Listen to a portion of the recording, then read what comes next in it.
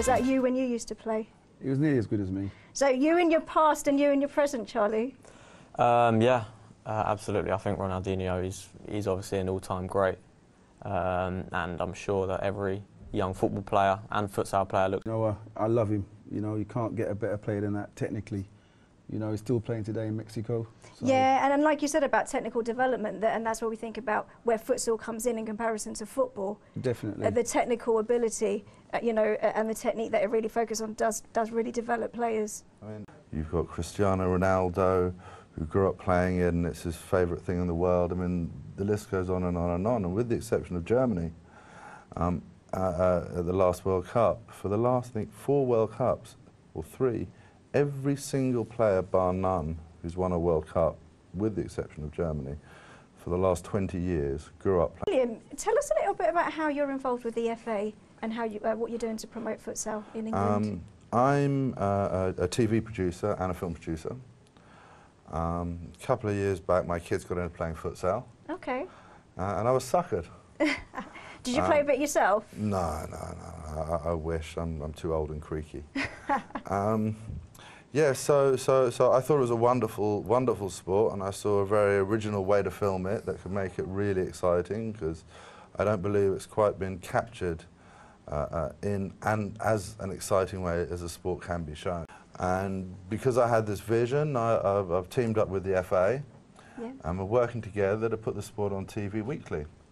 Brilliant. And in preparation for getting it on TV, I'm working with the clubs to help them acquire a bit of sponsorship and backers and possibly some well-known household names in their team. I'm getting on a bit, so when I was young, we never had futsal.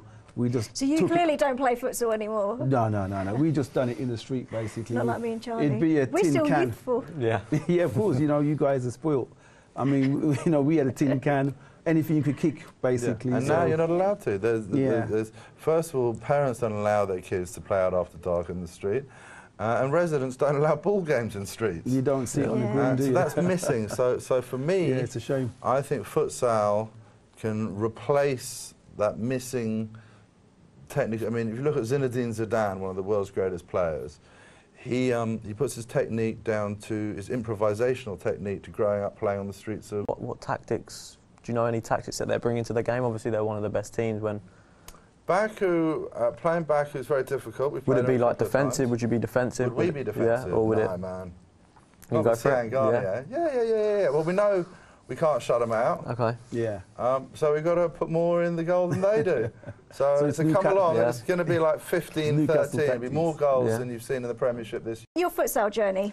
Yeah, so I started playing football when I was really young.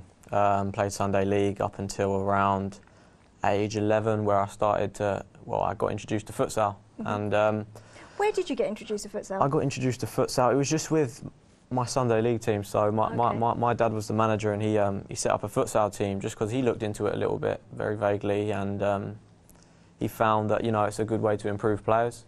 So yeah, we set up this futsal team, and at the start it was more for fun. You know, we done it on a Friday just for a bit of fun after school.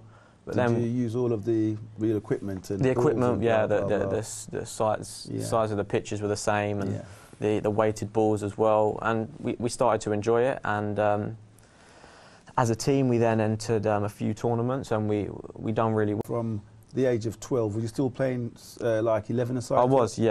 So it was. So you was getting the best of both worlds. I was getting the best of both worlds, yeah, absolutely. And I feel that's what a lot of the top foreign academies do as well. They play 11-a-side, but then they also play futsal as well, which helps them develop different skills. Adam Lallana? Lallana, yeah, he played a bit. Misha Richards? Yeah, well, his dad was a coach. But I mean, I've got a few more as well, if you like. But I do feel that they are few and far between in this country. But you look overseas, and you can't. Yeah. I don't think that. I think in 5 years' time, every single professional footballer in this country will have had a touch of. Do you think that's down to the FA implementing? No, I think it's down to common sense. Well, I think. Why wouldn't you have I mean, it's brilliant. Well, the thing is that there is, like, the FA are giving clubs the help to do that. Yeah, in terms of their strategic plan, so you feel that the FA haven't influenced or other, No, I think the suppose, FA have. footballing good governing the FA, bodies? listen, I work with the FA. They're massive exponents of the sport. They push the sport. They promote the sport. They work hard for the sport. They believe very much in the sport as a developing tool, as well as a game in its own right.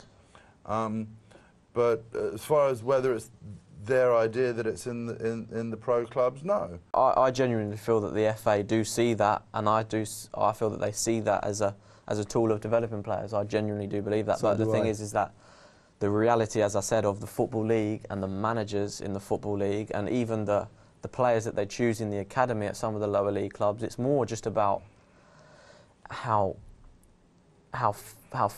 fast you can run and how far you can head the ball. That's the reality of it. I found that at a certain at the level, Premier League clubs, I feel it is different, you know, that because they have a lot of foreign influences. But as I said, what I would say, resistance. to be honest, is that in terms of playing staff for a Premier League club, it's the full package what they want. I found that mentioning no coaches and no schools, I found people that they're very open to having futsal as part of their outfit and part of their school or their club, and they really want it, and it's great. But when it really comes down to the nitty-gritty, there's hidden resistance, and that's generally coming from established football. Futsal is for the now generation, i.e. if you are coming into a system and you're like 8, 9, it's important that you get that futsal in you now. It's no point looking at somebody who is 20 plus. He can only play for fun now. He's not going to have the same. We've already seen. Well, Charlie's a prime example for me because I feel it's very hard to tell, you know, a 24, 25-year-old man who's played his whole career in the Football League to then tell him, well, you know, your development was wrong, and him playing 150 league games, he's going to say, well, you know, I've played 150 league games. How influential were your parents? Yeah, my parents were very influential. I mean, being part of an academy nowadays even as well, it's very hard to, and it's a big dedication for your parents to, you know, travel 3 times a week to wherever it would be. Some guys are playing for Chelsea in North London, or West London even, and living in quite a distance away. Just for their kids' development. Sometimes they take the winning and losing so personally, and I'm sure you've heard of stories where, you know, parents have almost like they've been arguing and almost fighting with referees and with other people's teams, and you know, it's not about that at that age. You know what I mean? But that's the fun of being a mum or dad, really, isn't it? You know? Not really. I Not think to the detriment of the psychological, you know, impact it can have on. They'll just go back to their PlayStation. They'll forget about it. They'll forget about it. The parents take it home more than the kids. But I think that we're, you know, this thing about forget about it, some may, but I think we cannot underestimate those that don't and then become isolated, and that's when, you know, getting older, the depression and things can set in, because I just think sometimes that it's shrugged off and it's, oh yeah, that they'll be all right, oh, you know, it hasn't affected them. But what about those players who are not open and won't talk about their emotional state and how they're feeling? My take on that basically is that when you're developing a player, he needs to understand that you can't. There's more games to come. So basically, you can't take losing to that detriment, because you might not even be with that team in about another year. So you can't take it to that. Overseeing their kids. Yeah, no, 100% agree. So in terms of moving forward and where you think that this country perhaps needs to go, so like you made a comparison with Spain, and actually, funny enough, Charlie spoke earlier about, you know, some of the statistics and the fact that with La Masia, it's an integral part of the way that they run their academy and their curriculum. Do you think that that's something that perhaps we might do in this country? Do you think it's a possibility? Oh, it's definitely a possibility. I think, as Colin said, kids between the ages of 6 and 10, I think, I agree with them, it's integral that they are playing futsal, not necessarily because they want to become futsal players or they need it to become an elite Premier League player or an elite league player, but for the simple reason that it's an aid to actually playing football, you know, and it's the different types of skill that are needed. We're creating people who are creative, you know, parts of the body that you will use in futsal you necessarily wouldn't have even considered using on a mini soccer or an 11-a-side pitch. Again, in a fortnight for Futsal Discovered. See you then. Thank you, Manisha.